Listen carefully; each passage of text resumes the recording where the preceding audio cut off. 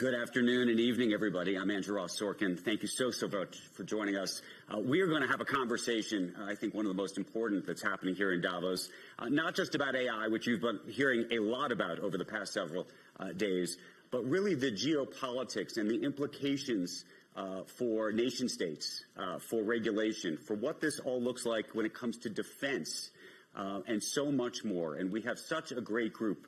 We want to make this as interactive a conversation as we can as well.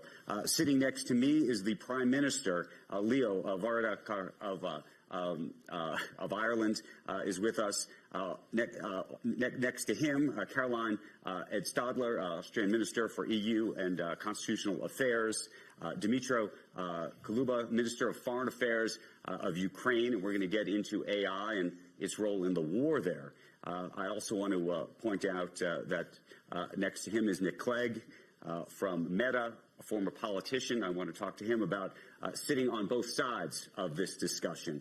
And then finally, Mustafa Suleyman is here. He's the co-founder and chief executive of Inflection AI. He's also the co-founder of DeepMind, which was acquired by Google in 2014, and really one of the earliest innovators in the AI space. So thank you so much for joining us.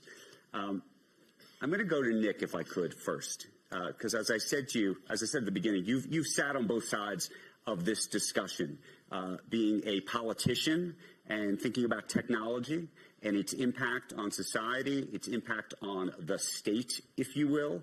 And now you are sitting in the role of a corporation and business. And I think a lot of people oftentimes now look at businesses as nation states unto themselves. And so I'm curious, sitting where you sit today, and also looking at how the conversation about social media, frankly, where you work now and your specialty, for many years people said, could this be regulated? What's its impact going to be on the nation state, elections, defense, all of these issues? Can government ever keep up with business? Well, in one sense, no. Of course, the velocity, particularly of technological change, is quite different to the pace of political, regulatory, and legislative debate. But there are degrees of sort of misalignment, and I think it is a good thing. It's actually a very good thing that sometimes in a somewhat imprecise way, sometimes in a rather hyperbolic way, but nonetheless, and in fact, the fact that we're all speaking about AI this week in Davos is another manifestation of it. I think the fact that the political, societal, ethical debate around generative AI is happening in parallel as the technology is evolving is a lot healthier than what we've seen over the last 15, 18 years, where you had a kind of explosion of social media, and many governments are only now getting around to deciding what kind of guardrails and legislation they should put in place 15 years later, after a great pendulum swing which swung from sort of tech euphoria and utopianism to tech pessimism, and so I think it's much better if those things work in parallel. The only other thing I would say is we also need to ask ourselves, who has access to these technologies? I personally think it is just unsustainable, impractical, infeasible to cleave to the view that only a handful of, basically West Coast companies with enough GPU capacity, enough deep pockets, and enough access to data can run this foundational technology. It's why we are such an advocate of open source, to democratize this. And then the final thing I'd say is, if you want to regulate this space, you can't respond to something, you can't react to something, let alone regulate something, if you can't first detect it. So if I was still in politics, the thing I would put right in the front of the queue is getting all the industry, the big platforms who are working on this already, but crucially the smaller players as well, and really force the pace on getting common standards on how to identify and basically have what's called invisible watermarking in the images and videos which can be generated by generative AI tools. That does not exist at the moment. Each company is doing their own thing. There are some interesting discussions happening in something called the Partnership for AI. But in my view, that's the most urgent task facing us today. I'm going to go out of order on the protocol here, Prime Minister. I'm going to ask you to indulge me for just 1 second, because I want to ask Mustafa a question. One of the things that's been so fascinating to watch, I think the public's all been watching, is the industry has been quite outspoken about saying there's going to be a lot of problems with AI. please come regulate us. Please, we would love you to regulate us. Is that genuine? Is that sincere? And what is that about? And why is that happening now this time when it hasn't happened before? And is there a real view inside the industry that actually can happen? Look, I think that those calls are sincere, but I think we are all a bit confused.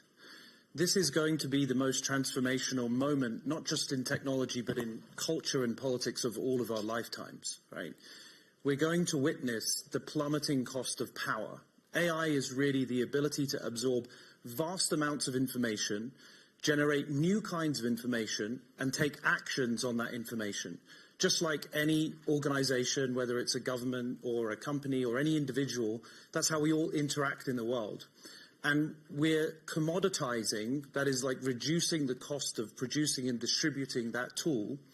Ultimately, it'll be widely available to everybody, potentially in open source and in other forms. And that is going to be massively destabilizing. So whichever way you look at it, there are incredible upsides, and there's also the potential to empower everybody to be able to, essentially conflict in the way that we otherwise might, because we have different views and opinions in the world. Prime Minister, how concerned are you that AI ultimately can allow almost individuals to become nation states and can influence things in ways they never could before? We were talking earlier, even right now for you, there are deep fakes of you all over the internet, saying all sorts of things that you never would have ever said. Some of them quite believable. Yeah, they're mostly selling cryptocurrency and financial products, so I hope most people realize that's not what I actually do. But it is a concern because, it's got so good and it's only going to get better. And, I hear audio of politicians that is clearly fake, but people believe it. But it's clearly fake to you. Yes. What are you going to do about making sure that the population... Is it that the population needs to be educated enough to be able to identify and spot this on their own? Is the government supposed to do that? Is the technology companies supposed to do that? I think the point that Nick made is very valid around detection is going to be really important, so we can find out where it comes from. The platforms have a huge responsibility to take down content and take it down quickly. Some are better at that than others. But also people and societies are going to have to adapt to this new technology. That will happen anyway. Anytime there's a new technology, people learn how to live with it. But we're going to need to try and help our societies to do that. And that is, that is around the whole space of AI awareness and AI education. But as a technology, I think it is going to be transformative. I think it's going to change our world as much as the internet has, maybe even the printing press. We need to kind of see it in that context. And the positive applications are also extraordinary too. I'm a doctor by profession, and I'm learning all the time about what AI can do in healthcare. And just think of all the unmet need out there in the world for healthcare because people can't see a doctor or can't get the test that they need, or they're waiting for the test results to get back. So much can be done to make our world so much better. Everyone will effectively have a personal assistant through AI. So what can be done, to me, is extraordinary and extraordinarily positive. But like any major new technology, there are real dangers too. And how much are you worried about jobs for your people? 5, 10 years out, you've read the reports. Everybody's read the reports that have come out all week about what's going to ultimately happen to jobs. If you believe those reports, I don't, because history tells us that anytime there's a technological advancement, people believe it will eliminate jobs. What usually happens is jobs change, and some jobs become obsolete, and new forms of employment are created. Now, maybe this will be the first time in history that doesn't happen, in which case it's an even bigger transformation than we expect. But I think two things are potentially important. One is making sure that we're real and meaningful about lifelong education and second chance education and the opportunity to retrain, and that becomes financially viable for people, because it's likely, it's probably already become the case, that very few people have the same job for life. Most people have multiple careers, so we need to make sure that that's normalized in our education systems, much more so than it is now.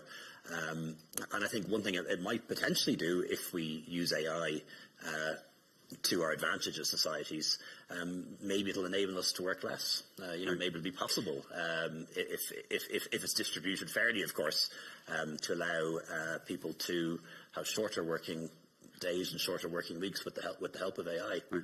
But that won't just happen organically. We'll have to make that happen. Let me ask you an EU question.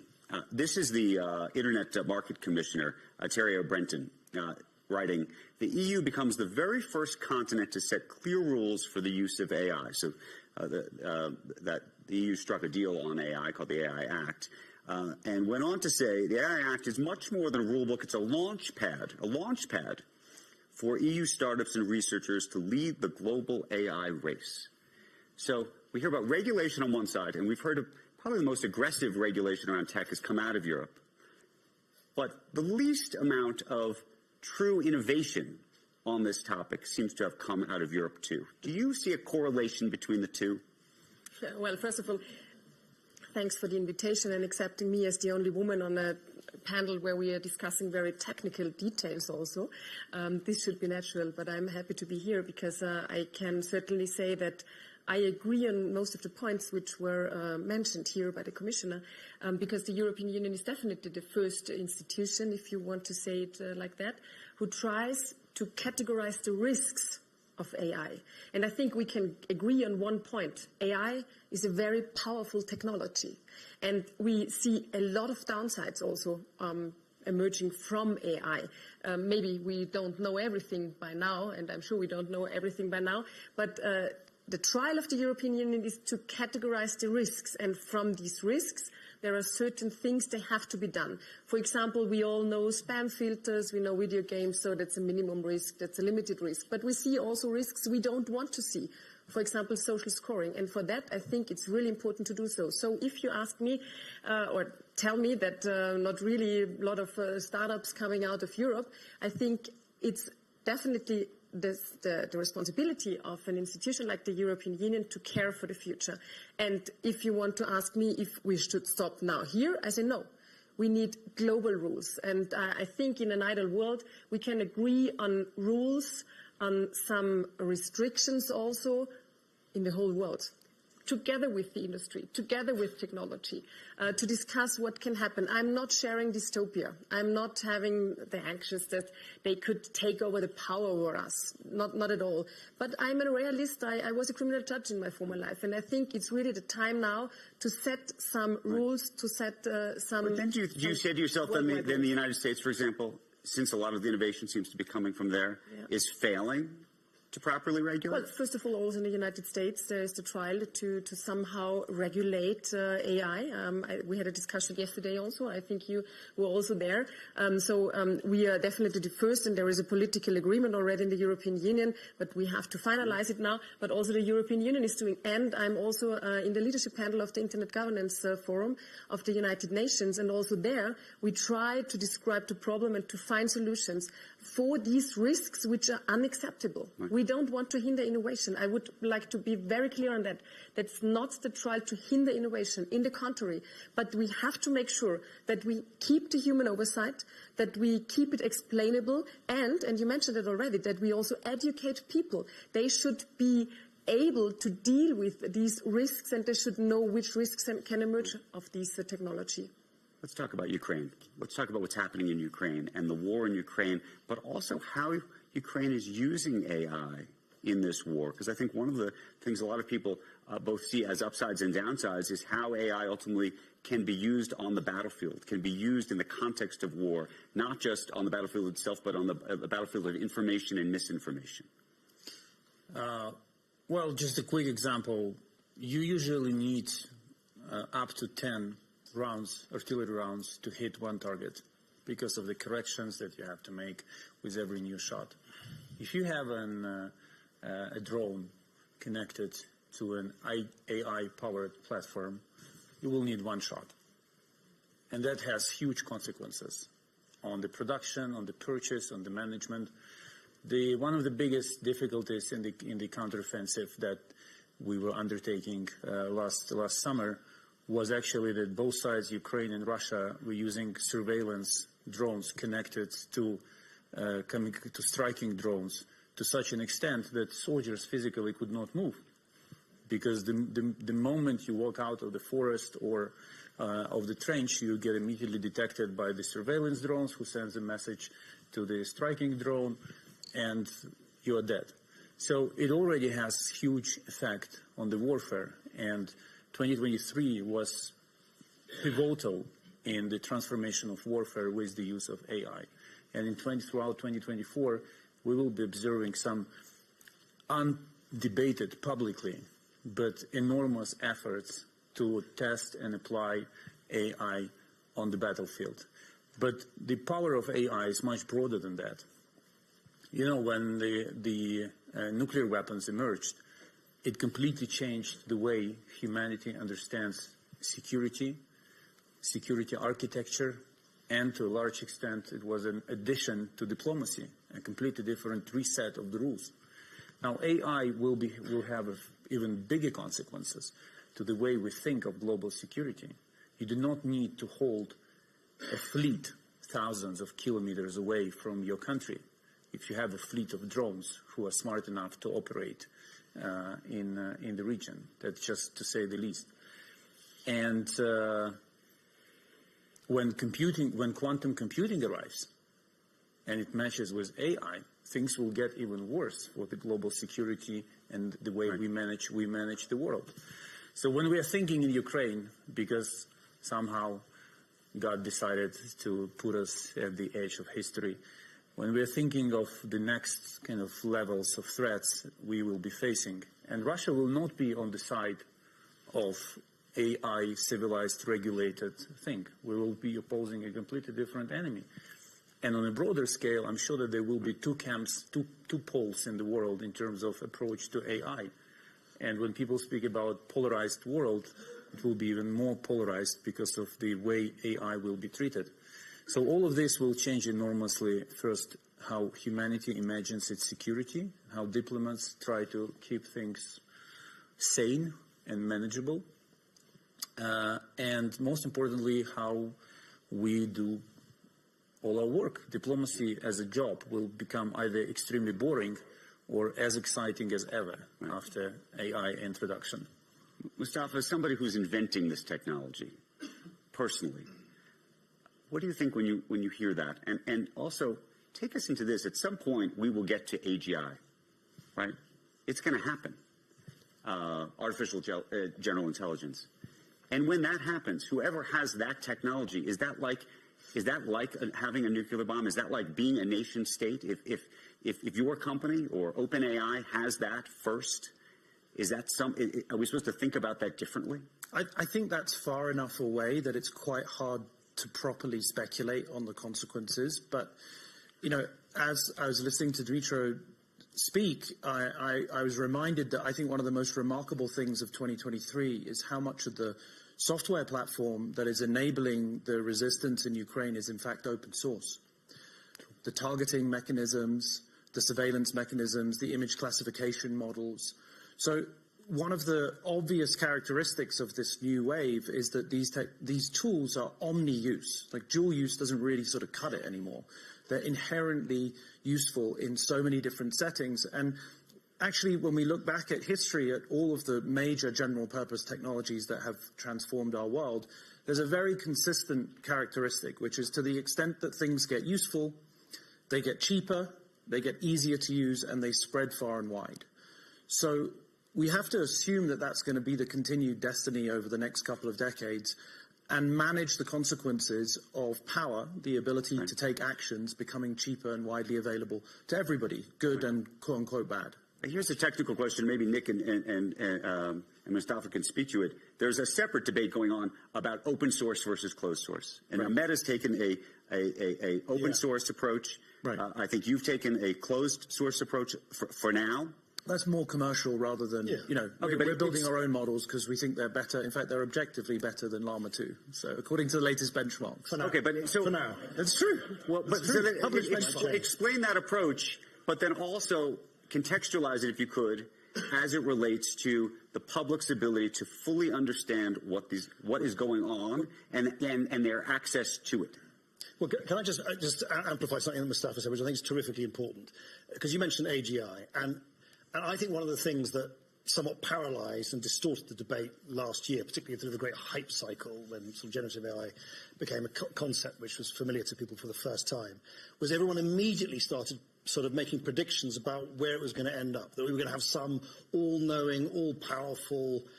I mean, by the way, ask data scientists for a definition of AGI. You get a different definition from each single one. There isn't even a consensus on what AGI precisely means. And I think what we ended up then doing was saying, oh, well, we can't open source because it could be really dangerous in some distant future, which we can't even guess at yet. Right now, these models are, I don't want to misinterpret, they're much more stupid than many people assume. They don't Sam Altman has called them incompetent helpers. Of course. They don't understand the world. They can't reason. They can't plan. They don't know the meaning of the words that they produce. They're actually tokens. Mm-hmm. They're highly, highly sophisticated, versatile sort of autocomplete systems. But we should be careful not to anthropomorphize artificial intelligence. It's kind of, we confer almost our own intelligence on something which does not have human level intelligence. Now, there's a debate. Some people think human level intelligence is a proximate thing. Others think that, it's a much more distant prospect. But when it comes to access and who has control of this technology, for the technology that we have right now and that we're likely to have in the near future, there is absolutely no reason why that should be kept under lock and key by a few handful of very rich corporations. It is obvious that it is better for the world, particularly for the developing world, particularly for the global south, for people to be able to use these systems without having to spend tens of billions of dollars on the GPU and compute capacity that only companies that Mustafa and I work for. Right now. Now, in the future, if these systems do develop an autonomy, an agency of their own, sure, we're in a different paradigm. We're nowhere near there. We're nowhere near there yet. Well, the definition of intelligence is in itself a distraction, right? It's a pretty unclear, hazy concept. We shouldn't really be using that. We should be talking about capabilities. Right. We can measure what a system can do, and we can often do so with respect to what a human can do. Right? Can this agent talk to us very knowledgeably about many of the topics that we all talk to LLMs about? In time, can they schedule? Can they plan? Can they organize? Can they buy? Can they book? Those observable actions carry with them risks and benefits, and we can do a very sensible evaluation of those things. So I think we have to step back from the kind of sort of engineer and research-led exciting definition that we've used for 20 years to excite the field to basically to get us to, fund academic research, intelligence, and actually now focus on what these things can do. And that's where I think we have to complement the EU AI Act and the work that has been done there to focus on a risk-based approach of specific sectors in a very measurable way. And I think that's a sensible first step. You would agree with that? I think the idea of identifying risk, it's always better to try and regulate the risks, not the technology itself. And I think as long as you stick to we might need to regulate autonomy. You just said that, right? So we will need to regulate capabilities as well as the applications, because autonomy is clearly much more dangerous than having a narrow human in the loop. Likewise, generality is more dangerous than narrowness. If it's a narrow and specific application, it's more dangerous than a general service. Let me ask the politicians on the stage. Let's say somebody tries to influence the outcome of an election. Yep. Okay? Let's just say. Never. I can tell you tons of stories about it. But is the responsibility, and you could tell your story and say, but is the responsibility the human who is taking the technology and leveraging and using it, or is it the folks who are building the technology to begin with that have allowed this to even be used? See the distinction? No, I think principally it's the person who's trying to misuse the technology for a nefarious end. Right, but does the folks who built the technology need to build in such safeguards to never allow? Yeah. This is a chicken and egg issue. I get the question, but is it possible to do that if you apply that to any other technology? How do you write into that? Well, I think there are efforts going on right now with AI to effectively try to put some of those safeguards around it, no? Well, it's pretty hard to stop someone doing bad things with a cell phone or a laptop, right? And I think that, these technologies are not that dissimilar. Having said that, there are specific capabilities, like, for example, coaching around being able to manufacture a bioweapon or a general bomb, right? I mean, clearly our models shouldn't make it easier for an average non-technical person to go and manufacture anthrax. That would be both illegal and terrible for the world. world. And so whether they're open source or closed source, we can actually retard those capabilities at source rather than relying on some bad actor not to do bad things. Caroline, jump in. Coming back to this point, you asked whose fault it is to break it down. And I think there is no technology in humankind or nothing which cannot be misused. The question is, can you as a user, as a viewer, see that you are misused? So you should be educated that you can filter, that you can see this is a deep fake video of the Prime Minister of the Republic of Ireland and not a real video. And this is what will happen, I guess, in this super election year, 2024. So we have to be very diligently trying to educate the people, trying to also push innovation in filtering these deepfake pictures and videos, and then try to bring social media or whoever is bringing them to watermark them. Right. I think this is our common task and our common responsibility. I think, though, ironically, the use of AI and the misuse of AI in politics might have two unintended consequences. One, it might make people value more trusted sources of information. You might see a second age of traditional news, people wanting to go back to getting their news from a public service broadcaster or a newspaper with a 200-year record of generally getting the facts right. That might be one unintended outcome. Another in politics might actually be that politics starts becoming more organic again, and people actually want to see the candidate physically with their own eyes. Wants them to knock on their door again, be in their, be outside their supermarket. And, that might yet become an unintended consequence if people become so sceptical of what they're seeing in an electronic format. They might want. Which suggests, a return we talk about restoring trust, suggesting that this is going to undermine trust even more. I think it will, unfortunately. On balance, I think it will. But I think that can be dealt with in different ways. Going back to trusted sources, real human engagement having additional value again, and then putting the tools into place so that we can deal with the misuse of AI when it happens. Nick, I actually agree with a lot of that. I can easily imagine in the next few years. We've just talked about watermarking of synthetic content. To the Prime Minister's point, I can easily imagine a time where we will all be looking out for watermarking for authentic and verified content. In other words, you'll come at it from the other end as well, so that you have a sort of reassurance that because the internet is going to be full of not just synthetic content but hybrid content, sort of mixture, and most of it's going to be innocuous and totally innocent. But I think, oddly enough, I agree. I think there will be a real kind of longing to be able to be absolutely sure that what you're seeing has a certain authenticity. The only other thing I would say about AI, yes, of course, generative AI can accelerate the deployment of synthetic materials and so on. It's also one of the best weapons to, in these distribution platforms like Meta, to actually identify bad content in the first place. So if you look at, for instance, at the prevalence of hate speech on Facebook today, it's now 0.01%. And that's, by the way, that's independently audited by EY and so on. That's so for every 10,000 bits of content, you might see one bit of hate speech. That is a very significant reduction over the last 2 years for one reason alone. AI. AI has become an incredibly effective tool, the improvement in the classifiers at going after bad stuff. So it's a sword and shield. I think we need to bear that in mind. And investing in human moderators. And awareness raising. Sorry to say, because thank you for that. By the way, human moderators. No, but it was hard work to get there regarding hatred in the internet. I remember quite well in 2020, I started a process in Austria for the Communication Platform Act to raise the awareness that there is hatred in the internet, and I had a lot of digital conversations with the social media platforms, and everyone told me, yes, we are doing a lot, and we will delete the hatred in the internet quickly, and so on and so forth. But we don't need any legislation there, because we are doing it on our own. So, and now it changed completely. Of course, there is the DSA in the European Union. Social media platforms are obliged to delete. There are the moderators, and it's important to have them. But still, there is. It's hard to draw the line. We had a lot of discussions. We could go in several details on this debate, but this was awareness raising. I think the same has to be done regarding AI and these things. And I would like to make one more point.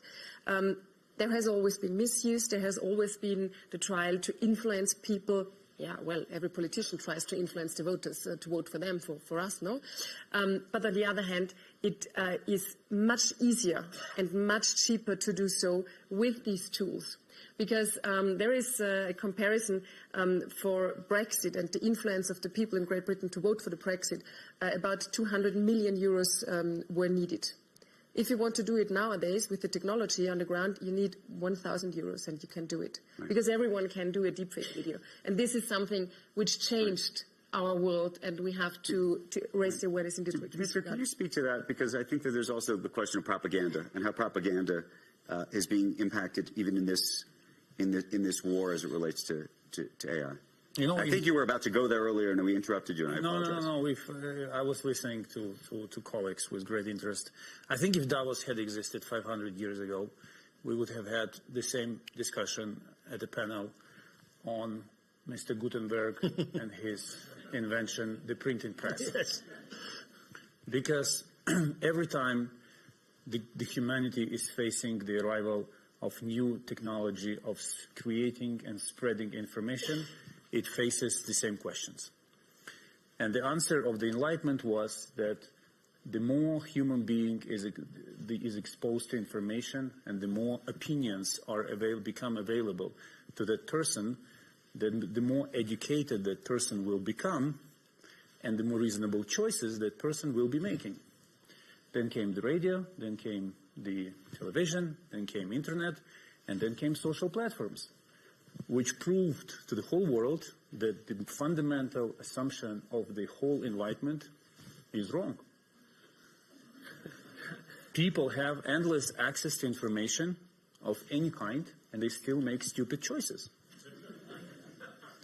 My concern, and perhaps I'm wrong because people sitting on this panel are smart, are deeper into technology, is that up until now, human being in making his political choice, yes, was disoriented, his attention was distorted by bots, by prepaid influencers, but at least that person had access to opinions. If you use search engine, I'm deliberately avoiding mentioning specific brands, right? The first page is filtered by an algorithm, but it still gives you different links to different opinions. If I open social media, I still get the opinions. But if I build relationship with an AI-driven assistant or chat, I will have only one opinion. So the transition that I see extremely politically sensitive and culturally as well is the transition of a human being from looking for opinions to trusting the opinion of the universal intelligence as AI will be considered. And that will become a problem in terms of politics. Because when you ask, we've been playing with one of the most famous AI-driven assistant, and... Which one? The one. The one. The one. Don't tell Mustafa that. And the questions we get, the answers to the questions we ask about the war between Russia and Ukraine can be pretty peculiar. And when I asked some people who work on this, who stand behind this technology, guys, does it mean that if Russia invested more for decades, had been investing more for decades in filling the internet with its propaganda, and it did have much more resources to do that, and we did less of that to prove that Crimea is Ukraine and Russia has no right to attack Ukraine, but the algorithm will actually be leaning towards the opinion of the majority. So if I'm a rock state and I want to prove that I'm the only one who has the right to exist and you all must speak my language, does it mean that if I spend billions and I do involve automated opinion producers like bots and everything, the chat will come up with the opinion that actually it makes sense. It's not that useless. So this is the risk, shifting from opinions to opinion. I would love to hear a reaction to that. That potentially is the biggest shift in political terms, because generally speaking, even now with social media, political communication is the one to the many. So it's the Prime Minister making a speech, it's the priest making a sermon, it's the newspaper talking to the many readers. It's the thing you see on social media that's seen by lots of different people. It's one-to-many and it's transparent. With AI, it's going to be one-to-one. It's going to be you and your assistant, and it won't be seen by anyone else. It'll all be done in private. So can I ask a different question? Maybe I'll go to Mustafa on this. You know, if you talk to people in Silicon Valley, or by the way, if you talk to people outside of Davos, they would say that there is an elite view of the world, and one of the reasons that the elites have lost credibility and trust is because they've tried to force feed a particular worldview, and that actually, Elon Musk would tell you that X and others like it provide multiple views. You get to hear all the different views, and to think that the public is so stupid that they don't understand is a terrible way to think. And yet, at the same time, when you have these multiple views and people seem to gravitate towards only trying, even though there are multiple views out there, they try to gravitate towards the views that they have. It creates this remarkably challenging complex. Philosophically, I'm so curious, Mustafa, how you think about what you just heard. I think it's important to appreciate that we are in the very, very beginning of this new era of technology. So it's true to say that in 2023 there were 1 or 2 or 3 chatbots or conversational AIs. But that's like saying, there was the printing press and then there was one book, right? I mean, there are going to be millions and millions of AIs. They will reflect the values of all the organizations, political and cultural and commercial, of all of the people that want to create Which will and create propagate trust or information. undermine trust, though. But it will do both simultaneously. So it's also true that it reduces the barrier to entry to accessing factually accurate, highly personalized, very real-time, extremely useful content. Right. And you have to fundamentally, in my opinion, ask yourself the question, what is the core business model of the agent or conversational AI that you're talking to, right? And if actually the business model of the organization providing that AI is to sell ads, then the primary customer of that piece of software is in fact the advertiser and not the user. But if the business model is entirely aligned with your interests as an individual, and you're paying for it, and there's transparency and a fiduciary connection between you and the personal assistant that knows so much about you, I think that you have a higher chance of seeing a much broader and more balanced set. Okay, I'm not going to speak for Nick Clegg, but Nick Clegg, I think, would say that if you can democratize, well, you tell me. You tell me. There's an argument to be made that advertising allows the democratization of some of this technology because it allows people access to use some of this technology in ways that they may not be able to afford if they were charged to do so on a personal basis. This goes to the underlying business model question. Yeah, the very powerful arguments in favor of an advertising-financed business model, which is obviously used by companies like Meta, but many, many others besides, is it means you're not asking people to pay to use your product. So anyone can use it, whether they're rich or poor. A fancy banker in Wall Street or a farmer in Bangladesh can use Instagram and Facebook and WhatsApp on exactly the same basis because it's paid for by advertisers. By the way, one commercial incentive, which of course does flow from advertising, is advertisers don't like their ads next to ghastly, vile, hateful content. So actually, despite the repeated assertion that there is a commercial business model incentive to promote extreme content, we actually need to do the reverse. Right. But one point which I think is essential to remember is, does anyone seriously think that if you watch a particular cable news outlet today with a very fixed ideological point of view, or a British tabloid newspaper with a very fixed ideological point of view, that you're getting a richer menu of ideological and political input than you get on the online world today? I just think we sometimes over-romanticize the non-online world as if it's one which is replete with lots of diverse opinions. It's simply not. It's not. And in fact, quite a lot of academic research has shown that the flywheel of polarization is often driven by quite old-fashioned media, both highly partisan newspapers and partisan cable news outlets in the US.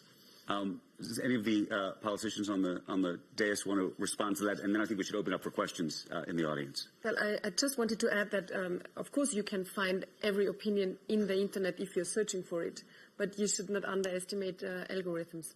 And we find people very often in the internet in so-called echo chambers. They get their own opinion reflected again and again and again.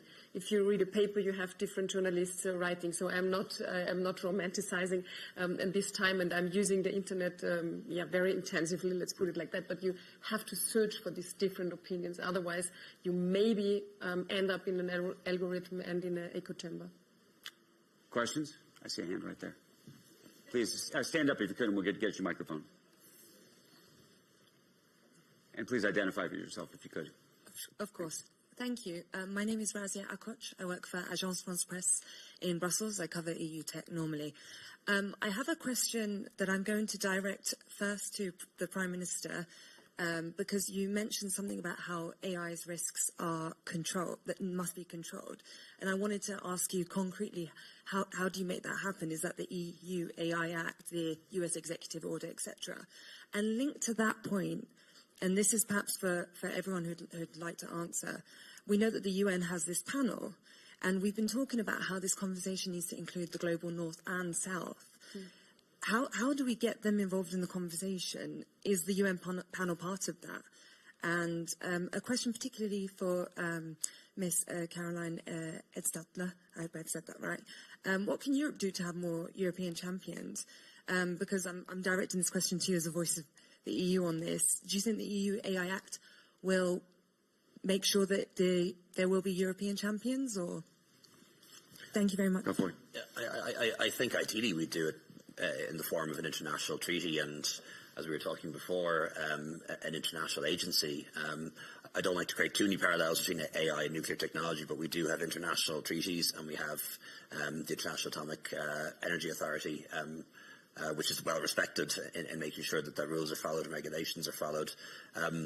But I know how hard it is to make an international treaty happen, and that's why it does fall to the US to do what the White House has done with the executive order, what we're doing with the EU AI Act, and very often the Brussels effect comes into play, that the European Union is the first to regulate in the way that we are, and others then follow on that and build on that.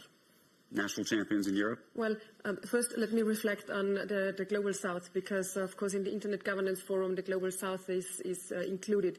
The IGF in 2022 was in Ethiopia, and it was very important to have it in Ethiopia to discuss these issues, because I'm convinced that AI can help us to become better in so many fields, quicker health areas and other ones. But we have to bear in mind that so many are not connected to the internet at all. So if we are talking about this problem, how to regulate AI, it's a luxury problem for those who are connected. That's certainly right, and I think the United Nations are trying to get them in via the IGF and the leadership panel, and we have this mandate over 2 now more years until the Summit of the Future to present also some solutions and some recommendations how we can get on and get them included. Regarding the European champions, of course, the AI Act itself won't create European champions. In the contrary, we have to do a lot more, for example, to get rid of the obstacles of the single market, to fulfill the single market in the end, to make the market of Europe attractive for startups, and to keep them here. And I think there are a lot of good examples in the world, if I'm thinking from the US to Israel, where this is also in the mindset of the people, and I think we have to start with the mindset of the people. Trial and fail is something which has to be there on the way to a champion, and this should be allowed also in Europe. I think we have time only for one more question, unfortunately. Professor, I'll get you the microphone. Mustafa, you mentioned that capabilities should really be what we be looking at, and in writing and just on the stage, you talked about artificial capable intelligence as a metric. You made it very specific at one point. Could an agent make $1 million with a $100,000 investment in just a few months? I'd be interested in your, and now a lot of people are working on these sorts of agents where the LLMs connect to the real world and carry out instructions and buy things and so forth.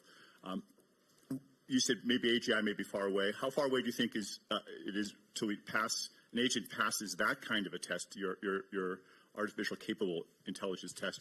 And what does that mean for regulation? And for the other panelists, how would that change the way you think about AI if we had that kind of technology. Mustafa, I'm going to give you the microphone as the final answer because we're going to run out of time in just a moment. I apologize. We've had the Turing test for over 70 years, and the goal was try and imitate human conversation and persuade a human that you are, in fact, human, not an AI. And it turns out we're pretty close to passing that. Maybe we have in some settings, it's unclear, but it's definitely no longer a useful test. So I think the right test, a modern Turing test, would be to try to evaluate whether an AI was capable of acting like an entrepreneur, like a mini project manager, an inventor of a new product, go and market it, manufacture it, sell it, and so on, and make a profit. I'm pretty sure that within the next 5 years, certainly before the end of the decade, we are going to have not just those capabilities, but those capabilities widely available for very cheap, potentially even in open source. I think that completely changes the economy. Right. We're over time, but I do want to find our host from the World Economic Forum who's going to make some final comments. Yeah, thank you for the great panel. I'm Jeremy Jurgens, Managing Director at the World Economic Forum. And as we've heard in this panel today, the AI doesn't stop at national boundaries. It has a global impact. And this can cut across a number of areas. I think we've also heard from the Minister that when we think about governance, we need to look beyond regulation, managing for the risks, but also unlocking the opportunities. And the World Economic Forum is actively working on all of these issues, and we'd invite you to participate with us. We're working through over 20 different national centers, the majority of which are located in the Global South today. We're working to ensure equitable access and inclusive access to data, to compute, to the various models, and ultimately the capabilities that Mustafa spoke of, they can actually improve the lives of citizens around the world. And invite all of you to work with us, and again, like to thank the panel here. Thank you. I want to thank all of the fabulous panels, and thank you for your questions. Thank you, everybody. Thank you. Thank you, guys. Appreciate it. Thank you so much. Appreciate it.